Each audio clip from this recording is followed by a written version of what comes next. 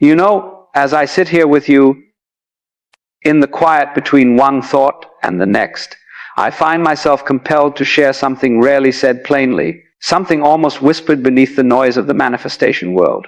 It's the truth hiding behind all the vision boards, the affirmations, the beautifully curated rituals and midnight prayers.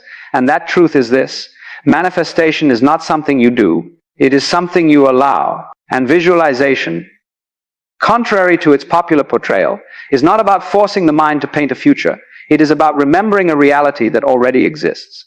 No one will tell you this because it dissolves the illusion that life is a ladder you must climb, that the universe is some cosmic vending machine waiting for the correct combination of mental inputs, emotional frequencies, and spiritual techniques. People want formulas. The mind craves instructions. But visualization, in its deepest and most powerful form, is not mechanical. It is not a technique at all. It is recognition and intimate rediscovery of what you are already connected to. As I speak to you now, I want you to imagine something far more profound than a thing you desire. Imagine the feeling of being the one who sees the world without trying to control it. Imagine the stillness in recognizing that the future you are trying to create is simply another expression of the same consciousness that is listening to me now. And whether you realize it or not, the act of trying too hard interrupts the natural unfolding of what is already prepared for you. There is a quiet paradox here. Manifestation happens most powerfully when you stop grasping for what you want and begin inhabiting the self who would naturally experience it. This is why visualization, when done from the wrong state of being, becomes a form of self-torture. You imagine a life you want, but if you imagine it from the posture of someone who does not have it, every image becomes a reminder of separation, of absence. And in that absence, you sculpt more longing rather than receiving. So let me tell you what no one will say out loud. You cannot visualize your way into a new life while clinging to the identity built from the old one. You cannot paint a picture of abundance while breathing from the lungs of fear. You cannot elevate your life while narrating your reality with a quiet undercurrent of "I'm not enough." Visualization is not about building a future, it is about stepping into a version of yourself that is already aligned with it. The mistake, you see, is believing that the visual image itself is what manifests. But the picture, the scene, the imagined outcome, these are only symbols. They are not the power. The power is the state of consciousness from which these images emerge. Imagine someone starving trying to visualize wealth. They may see gold, mansions, opportunities, and still feel poor. And so the emotion contradicts the image. The body rejects the story. The subconscious dismisses the vision because it is incompatible with the identity that holds it. You cannot lie to yourself energetically. The universe moves according to your being, not your pretending.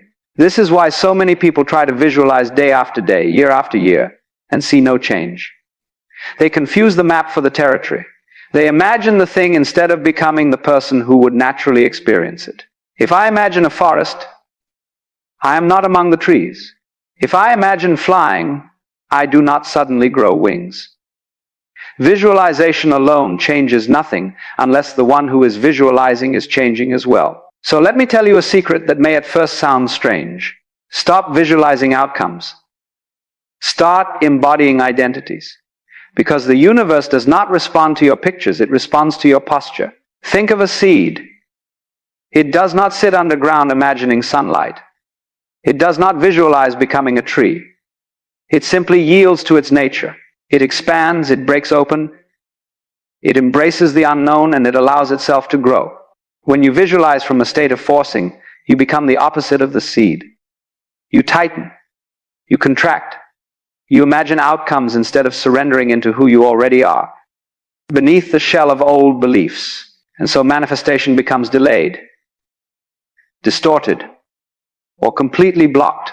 But there is another way.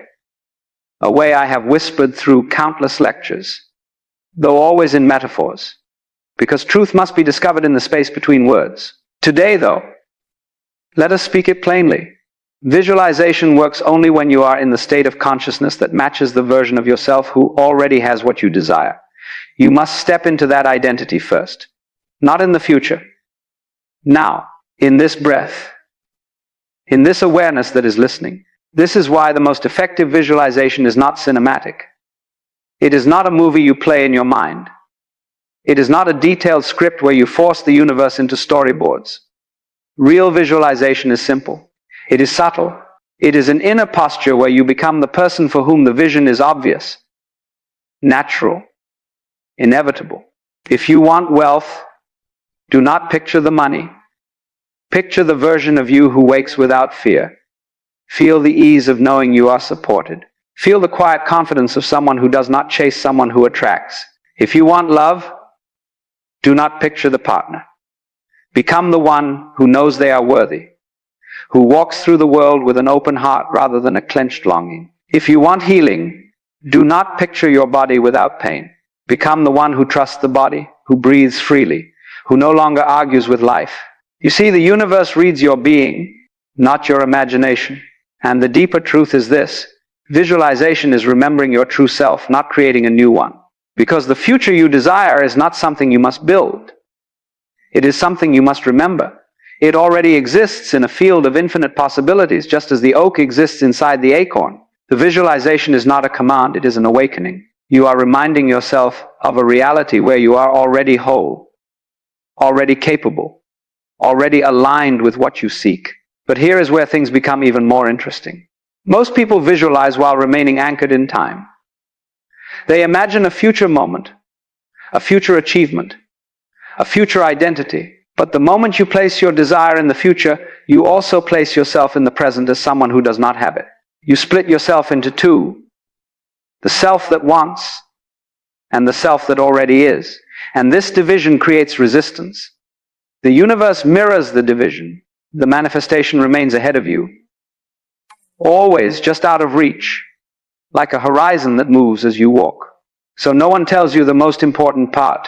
Visualization is only powerful when you bring the future into the present. You must feel now what you imagine then. You must inhabit the energy before the evidence. You must wear the identity before the world reflects it. This is why manifestation feels magical when it works, because it happened the moment you stopped waiting for it. Let me tell you a story, not one of facts, but of feeling. Imagine a river.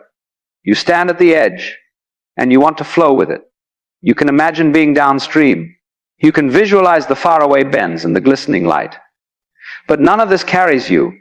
You only begin to move when you step into the water. When you stop imagining the current and allow it to take you. Visualization without embodiment is like staring at the riverbank, picturing the journey, while the water keeps moving without you. So, to step into the river of your future, you must release the version of yourself that refuses to move. And that brings us to the second great truth no one will tell you. Most people visualize from fear, not from faith. They visualize to escape their current life, not to express their true nature. They visualize because they feel powerless, because they believe the universe is withholding something from them, because they think manifestation is a negotiation rather than an unfolding. But when you visualize from fear, the image becomes a prayer of desperation, not creation. You say, I want this because I do not feel enough without it. And the universe echoes your vibration. Not enough. Yet when you visualize from faith, from presence, from wholeness, when the image rises from the recognition that you are already connected to everything you seek, then life begins to reconfigure around you. Manifestation is not about creating something new. It is about dissolving what blocks your natural state. And visualization is the gentle remembering of the direction in which your soul is already leaning. But to remember, you must first become quiet, still, spacious. Because visualization is not a mental effort, it is an energetic alignment. An alignment cannot be forced. It is like tuning an instrument. You listen for resonance. You adjust your posture, your breath, your inner environment, until the note rings true. When you visualize from a scattered mind, the image becomes static.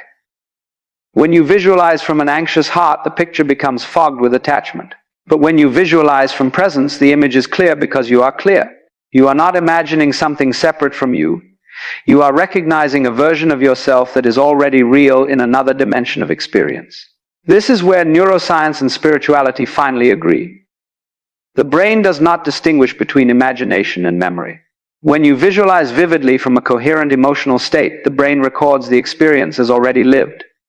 And once your brain has lived a reality, your body will begin to behave as though it is true. Your emotions will organize around it. Your actions will shift. Your intuition will sharpen. You will notice opportunities you once walked past. You will speak differently, walk differently, breathe differently, and slowly you will become the version of yourself that matches the vision. But again, the vision is not the cause. The identity is. There are people who visualize 1,000 times and nothing changes. And there are people who visualize once, for a brief second, and everything shifts. Why? Because the first group tries to impose their will. The second recognizes their true nature. They do not visualize toward change, they visualize from change. This is the nuance almost no one explains. The goal of visualization is not to imagine what you want, but to become the one who naturally experiences it. And once you become that person, something extraordinary happens. The thing you once desired feels less like an achievement and more like an inevitability. It becomes familiar, like something you knew all along, something encoded into your existence. And at that moment, when the desire loses its tension, the manifestation arrives. It appears not as a miracle, but as a simple next step in the continuity of your identity. This is why the universe never denies you. It only mirrors you. So let us go deeper. Let us step beyond the surface level discussions of desire and technique and explore the mystery underneath the mystery that makes manifestation both effortless and elusive. You are not manifesting through the mind. You are manifesting through the collapse of identity. Visualization is not a tool for getting what you want. It is a doorway for remembering who you are beneath your conditioned self. The conditioned self chases outcomes. The true self radiates them. The conditioned self visualizes because it feels incomplete. The true self visualizes because it is expanding. The conditioned self says, "How do I get there?" The true self whispers, "I am already here." This is the consciousness from which manifestation unfolds, not as effort, but as expression. The universe is not responding to your desire, it is responding to the one who desires. When you visualize from the old identity, you reinforce the old identity. When you visualize from the future identity, you summon the future identity into the present. Life responds not to the content of your thoughts, but to the consciousness from which they arise. The universe mirrors your being, not your wanting. And once you understand this, truly understand it, you stop forcing your desires to take shape. Instead, you allow them to bloom from the soil of who you are becoming. Look closely at your life, and you will notice something remarkable. Every experience you've ever had did not come to you randomly. It came through you, filtered through the lens of your state of being. You never receive what you want, you receive what you are. Wanting is a signal of separation. Being is a signal of alignment. When you visualize correctly, you are not imagining something foreign, you are recognizing something familiar. So let us go even deeper into this art of remembering. You see, visualization becomes magnetic only when it feels like a memory. Not a fantasy, not a dream, a memory. Something in you must say, "Ah, yes, this is me. This has always been me." When the vision feels known, your mind no longer argues with it. Your body no longer doubts it. You stop rehearsing the absence of what you want. You stop waiting. You stop longing. You begin living the frequency, and the universe, always faithful, reorganizes itself to match your knowing. But here is the shadow side, another aspect no one will say openly. Many people avoid this deeper approach because it requires surrender. It asks you to release the identity you've invested so much in, the struggler, the chaser, the one who believes life must be conquered, controlled, or convinced. Visualization at the superficial level allows you to keep this identity intact. You can visualize success while remaining fundamentally attached to the self who identifies as lacking it. Real visualization dismantles that self entirely. It asks you to die to your old story, to your wounds, to your excuses, to your familiar sense of limitation. It asks you to step into an unknown version of yourself, a version that does not rely on your past to determine what is possible. And this is terrifying for the ego, because the ego survives through predictability, through sameness, through repetition. It clings to what is known, even if what is known is suffering. So visualization, when practiced correctly, becomes an act of rebellion, a gentle defiance against the weight of your old conditioning. A soft but powerful declaration that says, I am not what I inherited. I am not what I survived. I am not the echo of yesterday. This is why manifestation is not for the faint-hearted. It demands courage. Not to force your desires into existence, but to let go of the person who felt unworthy of receiving them. And once you do, something extraordinary happens. The vision stops being a destination. It becomes a mirror. You no longer visualize to create change. You visualize to recognize what has already changed within you. You no longer chase alignment. You realize you are alignment. This is the moment where true manifestation begins, when you no longer look to the future as the path to freedom. You look to your own consciousness. And that consciousness, when still, reveals realities that were always available but previously invisible. Let me paint this for you in another way. Imagine you walk into a room filled with radios, each one tuned to a different frequency. On one station, there is chaos. On another, sorrow. On another, humor. On yet another, the soft whisper of everything you've ever wanted. Those stations are not created when you tune into them. They already exist. They have always existed. You simply adjust your receiver. Visualization, at its true potency, is not about building a new station. It is tuning yourself to the frequency where your desire is already happening. Your desire does not appear because you visualized it. Your desire appears because you tune to the version of yourself who is experiencing it. And once you tune to that identity, the broadcast becomes clear. The opportunities align with it. The people align with it. The emotions align with it. The intuition aligns with it. The behaviors align with it. You begin walking not toward your manifestation, but from it. But make no mistake, this alignment does not come from effort. It comes from coherence. It comes from the internal agreement between your thoughts, your emotions, and your identity. And coherence happens only in presence, not in striving. To visualize effectively, you must first quiet the noise of the self you are trying to leave behind. You must silence the doubt that whispers, "This is not possible." You must silence the timeline that insists, "Not yet." You must silence the voice that says, "I will be happy when," because if your happiness is in the future, your manifestation will be too. And so, let us enter this mysterious place together, this space where presence becomes possibility. As I've said many times, the present moment is not where you go to escape life. It is where you go to meet it. Everything you desire lives inside the present moment. Because the present moment is the only place powerful enough to collapse time. And visualization works only when you anchor it here, not in the distant future, not in the unreachable tomorrow, but in the breath you are taking now. Let me show you how. Close your eyes, not literally, but inwardly. Feel yourself as the version of you who has already stepped into the life you desire, not by imagining the details, but by embodying the essence. Feel their confidence. Feel their joy. Feel their inner peace, their clarity, their lightness.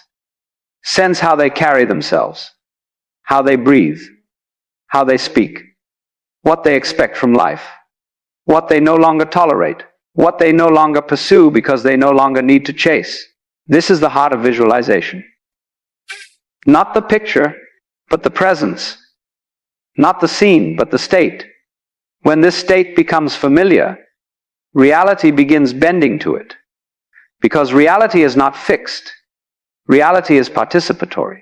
You do not observe the world. You interact with it through the lens of your consciousness. And what you see is a projection of what you believe yourself to be. So when you change your identity, your reality rearranges itself accordingly. That is the real manifestation.